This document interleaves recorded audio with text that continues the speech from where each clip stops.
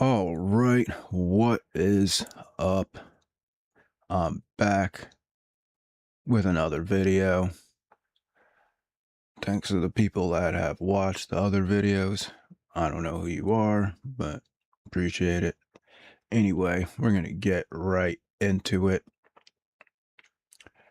This first website we got here, I guess it's a kind of new website. It's the draftbarontrump.com website, which I 100% support. I think that would probably end the war today if we could draft Baron Trump into active military duty in Iran. I'm sure some people would change their mind about how much they wanted to do the war all of a sudden. I don't know, maybe not, maybe not, who knows, but there's the website there, link in the description if you want to check it out yourself. Now, this isn't unprecedented in any way. We can see here, did Prince William serve in active duty military? Yes, Prince William served in active duty military from 2006 to 2013, including time with the Blues and Royals and as a search and rescue pilot in the Royal Air Force. He completed over 156 search and rescue operations during his service. So, again, not unprecedented for world leaders to have their children in active duty military, so this is not completely an insane idea, as one might think. We could definitely draft old Baron. He's definitely big enough and ugly enough. That's what they say in England. You're big enough and you're ugly enough. So, all right, let's get into some Hebrew mysticism here. Now, the golem is a Hebrew story, right, where, I'll just read it. A golem is an animated anthropomorphic being in Jewish folklore that is created entirely from inanimate matter, usually clay or mud. The most famous golem narrative involves Rabbi Judah Loeb ben Bezalel, the late 16th century rabbi of Prague, according to Moment magazine. The golem is a highly mutable metaphor with seemingly limitless symbolism. It can be a victim or villain, man or woman, or sometimes both. Over the centuries, it has been used to connote war, community, isolation, hope, and despair. In modern popular culture, well, it's kind of weird that Mickey Mouse popped up. In modern popular culture, the word has become generalized, and any crude automation devised by a sorcerer may be termed a golem. Now keep that word in mind. Any crude automation or automaton. Okay. Etymology. The word golem occurs once in the Bible in Psalm 139, which uses the word my golem, my light raw material to connote the unfinished human being before God's eyes. Pariki Avat uses the term to refer to someone who is unsophisticated. 7 things characteristic in a clod and 7 in a wise man. In modern Hebrew, golem is used to mean dumb, helpless, or pupa. Similarly, is often used today as a metaphor for a stupid man or other entity that serves a man under controlled conditions, but is hostile to him in other circumstances. Golem passed into Yiddish as goylem, meaning someone who is lethargic or in a stupor. Right? We're not going to go too deep into it, but as you can see, the etymology of the word does contain this Y in Yiddish, goylem, right? And a golem is a robot, basically, an anthropomorphic robot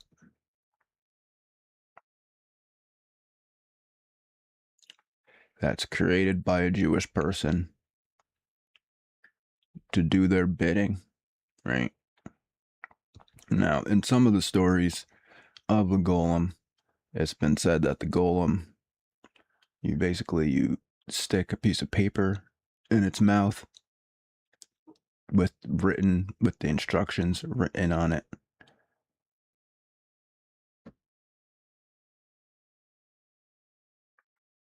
So here's some pictures of the golem. See, no, it's kind of funny because people always want to make fun of black people and say, oh, they're the mud people. It seems like everybody's the mud people to them. All right. We got a lot of different pictures. I'm sure you've seen some of these images. Well, what was that? Okay. Oh, the gingerbread man, huh? Frankenstein, the Terminator. Oh, Rossum's Universal Robots. Coined the term robot. I already have that pulled up, actually. Okay, so we can see, you're like, oh, well, what does this have to do with AI and fractional reserve banking? Well, we can see, right?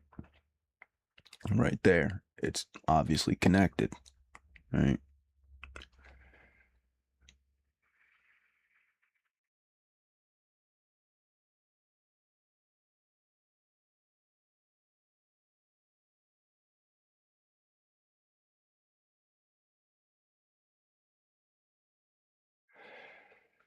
So there's a lot of stories about it, right? And about how to control the golem, right?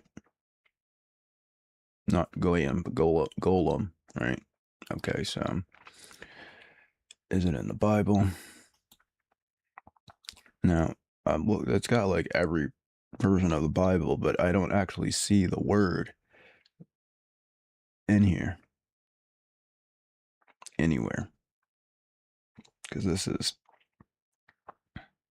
Psalms 139:16. Doesn't actually say it. I mean, here's the King James Version. Thine eyes did see my substance, yet being unperfect. And in thy book all my members were written, which in continuance were fashioned, when as yet there was none of them. It doesn't actually say golem, though. I'm not seeing it. But maybe I'm misinterpreting it. I mean, over here in Job, it's kind of more.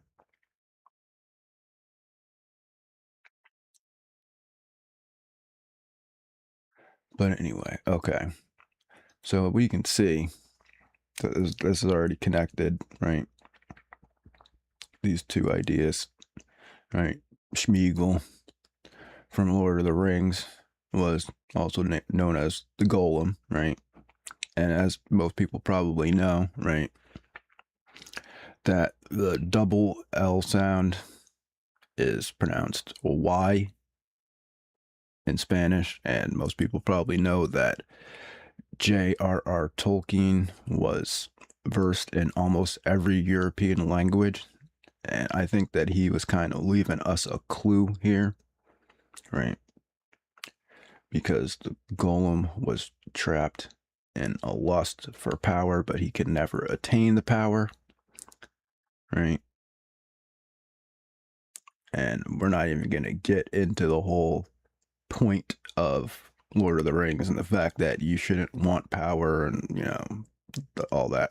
We'll just forget about all of that. We'll forget about all that. We're just talking about the golem and how this double L sound is pronounced in Spanish like a Y, right? How to pronounce a double L in Spanish. It's a Y or a J. Could be a J, but it's usually a Y. Okay. Let's check out what Jeffrey Epstein has to say about fractional reserve banking here.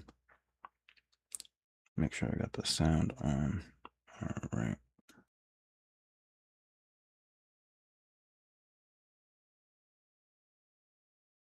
There's a fundamental part of money, which is called fractionalized banking.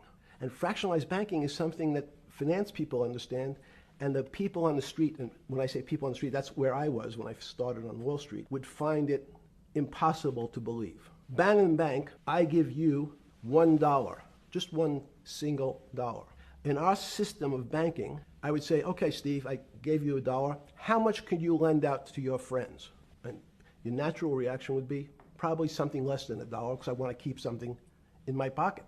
The way our system works is if you as a bank are holding my dollar, you can lend out an additional $8 or $9. No, it's impossible. I only have $1, Jeffrey. We have something called fractionalized reserves, which is if you have 1, you can lend out 9. That's the way our system works. And so not only do world leaders not understand banking, but the man on the street, my father who worked in the park department, it would be beyond his imagination that people could lend out more money than they actually had in their pocket.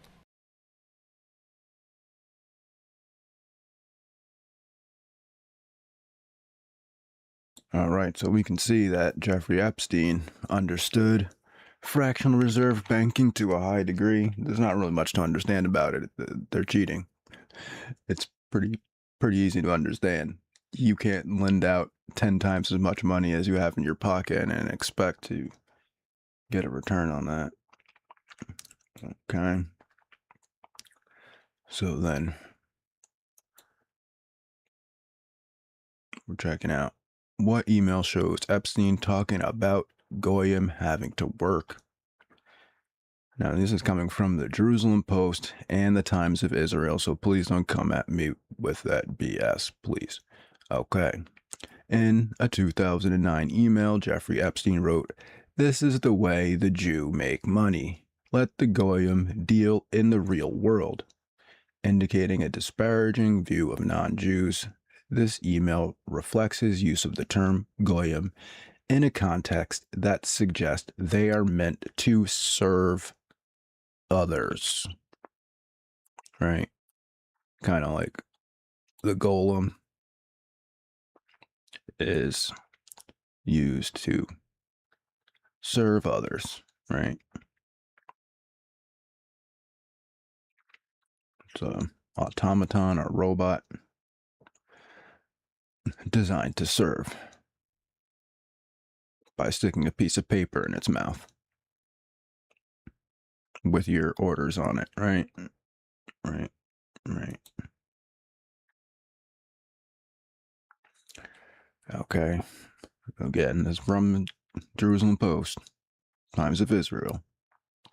Okay. So what exactly is a magic sigil? A sigil is a type of symbol used in magic. The term usually refers to a pictorial signature of a spirit, such as an angel, demon, or deity. In modern usage, especially in the context of chaos magic, a sigil refers to a symbolic representation of the practitioner's desired outcomes. The term sigil derives from the Latin sigillum, meaning seal. In medieval magic, the term sigil was commonly used to refer to occult signs, which represented various angels and demons, which the practitioner might summon. All right. You got the keys of Lesser Solomon, which the sigils of the 72 princes of the hierarchy of hell are given for the magician's use. Such sigils are considered by some to be the equivalent of the true name of the spirit, and thus granted the magician a measure of control over the beings. Are you still following this stuff, or you still think I'm crazy? Crazy? You're crazy, right? You're insane, right? So, just to go back over where we've been so far. Jewish mythology believes in this thing called a golem, which is a robot that's created out of mud or clay that could look like a man or a woman, sometimes both. that the sorcerer creates in order to serve his purposes by sticking a piece of paper in its mouth with the desired outcome on it. Now, what's the desired outcome?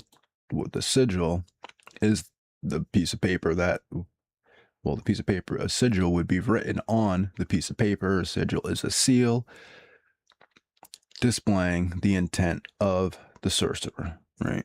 Okay. So what's a dollar bill? A dollar bill is a piece of paper with a bunch of sigils on it, right? We can see, you know, this is a sigil, this is a sigil. It's got a bunch of weird numbers, randomly sequenced numbers. And in Hebrew, numbers and words represent the same thing. All right, it's got a picture of a guy on there, and he's trapped inside this magic circle thing. You got circles with look like Ouroboros eating their own tails. There's an owl hidden up here in the corner. Pyramid shapes, these types of weird geometric pattern shape things, right? The weird geometric pattern shapes with crosses and hearts and circles and letters and numbers. You're going to have a hard time refuting that a dollar bill is not a magical sigil that you use to buy food, you know, they can put in your mouth, and you have to do what they say to get it. It's used to control you. It's used to get you to do stuff. Right here we can see you got the like phallic shape thing. 2 balls and a shaft, and it's going up to the other thing, right? And then here we got a bunch of weird geometric pattern shapes inside circles with weird geometric patterns all around it. What is that? I mean, what is that thing on the side there? Just another weird geometric pattern. Weird geometric. See all these squiggly lines down here, right in between on the bottom and on the top, above and around the rectangle where it says, "In God We Trust." Right? Squiggly lines, foreign languages. It's called the Great Seal. The Great Seal, okay? The term sigil derives from the Latin sigillium, meaning seal. Meaning seal. Right? The term usually refers to a pictorial signature of a spirit, like the spirit of George Washington, such as an angel, demon, or deity in modern usage, especially in context of chaos magic. A sigil refers to a symbolic representation of the practitioner's desired outcome. A new concept, Novus Order Seclorum, a new secular order, right? A new secular order, that's what it means. What is this? The Great Seal, the Great Seal, the Great Sigil of the United States. You're going to have a hard time refuting to me that you don't practice witchcraft every day. Every time you want somebody to do something for you, you pull out one of these, or nowadays it takes at least 20 to get anybody to do anything with inflation and all that stuff, right? You pull out one of these. It's got signatures on it, weird people's signatures that you've never met before, and circles and dead people inside the circles, and then around the circles are weird geometric patterns with crosses and squiggly lines and pyramids, and you're going to have a hard time refuting that you are not doing this. You are not practicing magic on a daily basis. You want somebody to do something for you? Pull out a dollar bill. Hey, I need you to do this for me. Oh, really? How are you going to get me to do that? Here's a dollar bill. Oh, really? Oh, wow. I would love to work for you now, sir. I would love to do whatever you want, sir. How can I help you, sir? What can I do for you, sir? All right, we got to go back again. All right, we got to go back to the beginning. All right. The golem is an animated anthropomorphic being in Jewish folklore that is created entirely from inanimate matter, usually clay or mud. All right.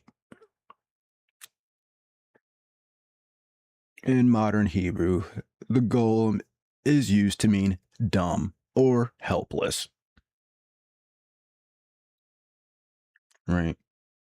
And then you stick a piece of paper in its mouth with a magical sigil on it and get it to do what you want.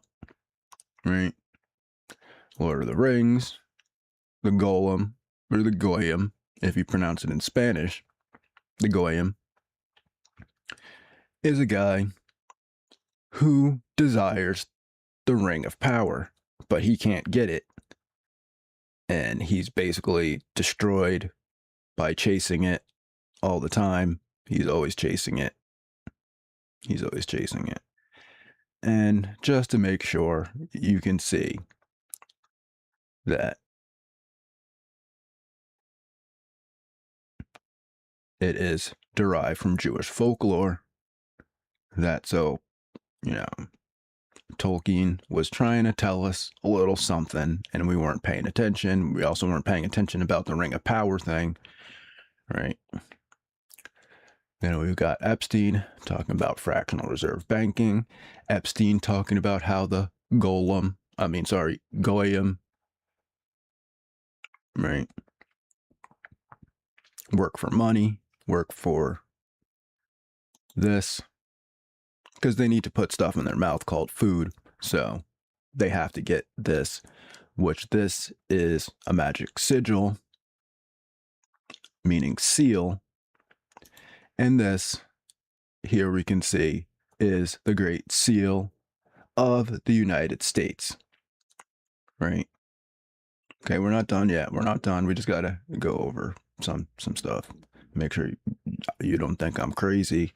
I know you think I'm crazy, but actually I think that you're crazy because you don't even know the slightest bit of information about something that you use minute to minute on a daily basis, and you just gone with the wind, right? Okay, so who invented the term transhumanism?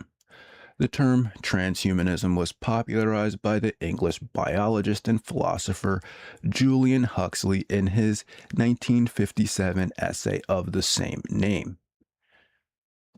You know who Julian Huxley was? Julian Huxley is Aldous Huxley's brother, the guy that wrote Brave New World about how they're going to use drugs and TV to brainwash you into being an automaton for the state.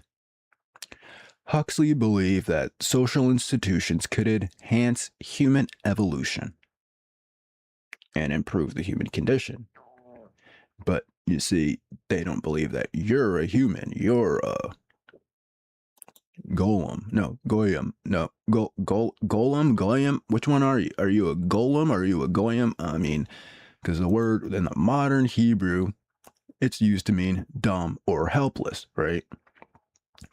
Now here, Epstein refers to the dumb, helpless people of modern society as goyim, right?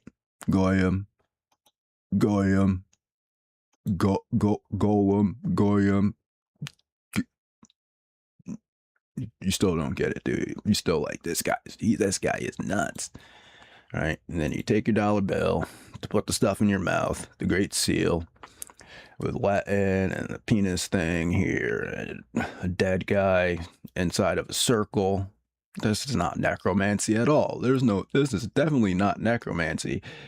Weird random numbers and circles with geometric symbols. Kind of like this. Kind of like this, right? But magic isn't real. There's no way that they could use magic to get me to do anything. There's no way that they could use magic against me to force me to do things that I wouldn't normally regularly do if I had my own free will. There's no way. Magic isn't real. It's fake. You're just making it up.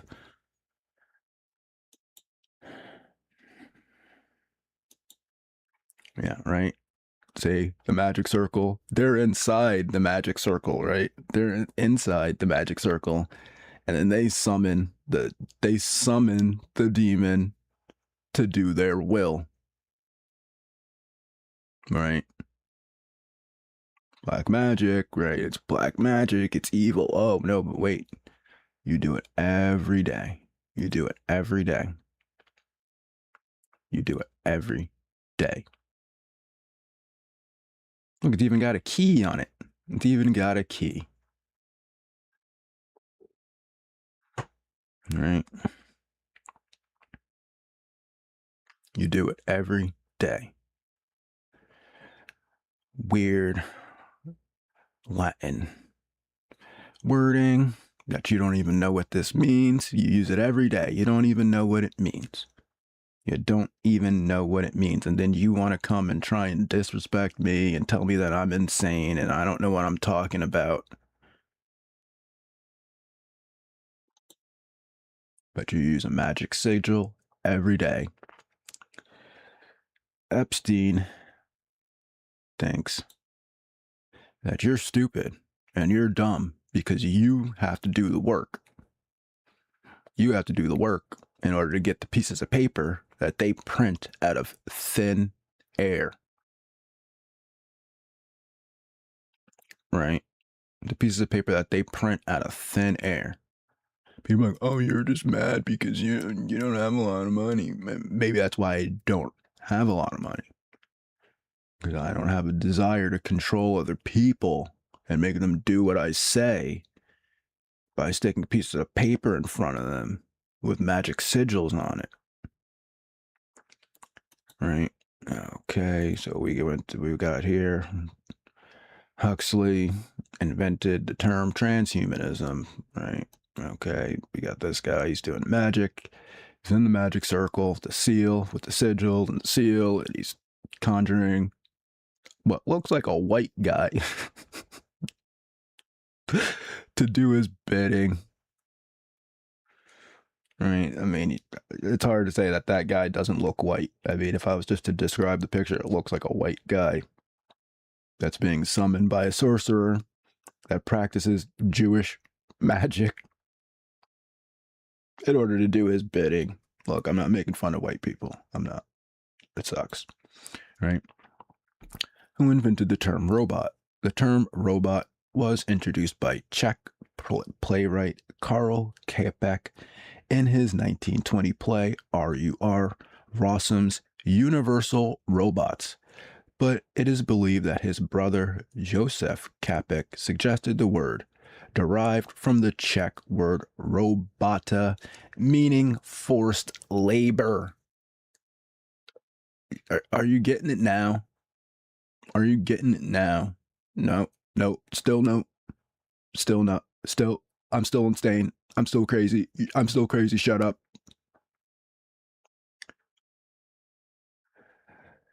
It's derived from the Czech word robota, meaning forced labor. The word golem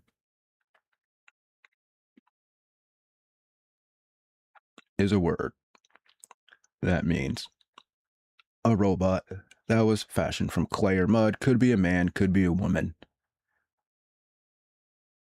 That is summoned by a Jewish sorcerer in order to get it to do his bidding by using a magic sigil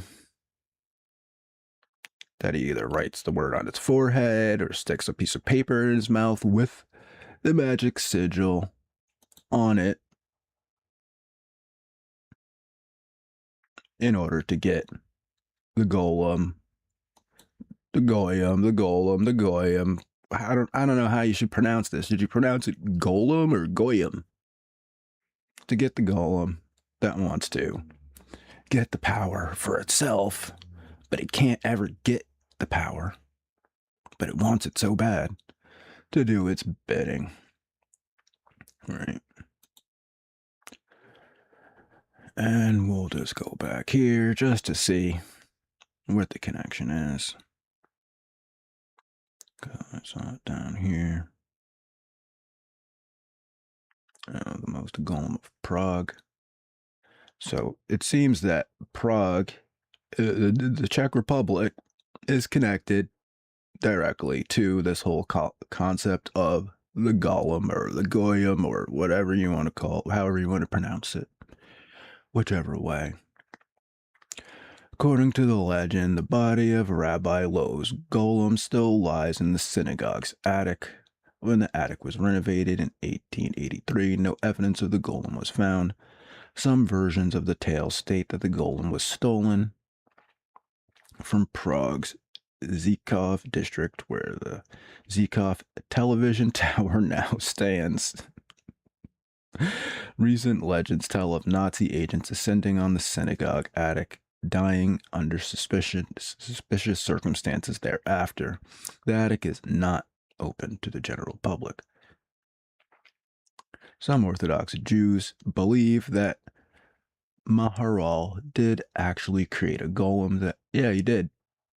It was called Everybody on Earth That Has to Work for This. Because that is a magic sigil. The term sigil derives from the Latin sigilia, meaning seal, right?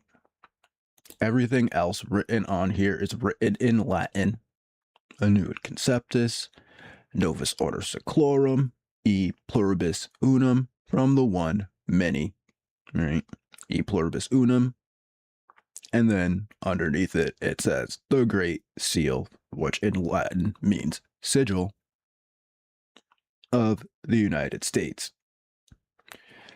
Jeffrey Epstein knows that you have to do a fractional reserve I give banking. you $1, just one single dollar. In our system of banking, I would say, okay, Steve, I gave you $1. I would say, okay, Steve, I gave you $1. How? Yeah. So Jeffrey Epstein knows about fractional reserve banking. He also knows what a goyim is. And he knows that the goyim have to do the real work, while the Jews make money by forcing the goyim to do work by sticking this in front of them. Maybe on their forehead, maybe in their mouth. Doesn't really matter. As long as you're doing it for this dead guy on here inside a magic circle. Circles everywhere, geometric patterns, shapes, triangles. Okay, somebody refute this, please. Like, I would love for somebody to refute this, but it's pretty much impossible for you to do that because you didn't even know that this existed until I made the video. Well, some people did, but most people, you've never even heard of this. So we've got a robot. Robot means forced labor. Golem means forced labor. Golem in Lord of the Rings could also be pronounced goyim. Goyim means forced labor. A sigil is a magical picture of a spirit that gets the practitioner's desired outcome from summoning demons or angels.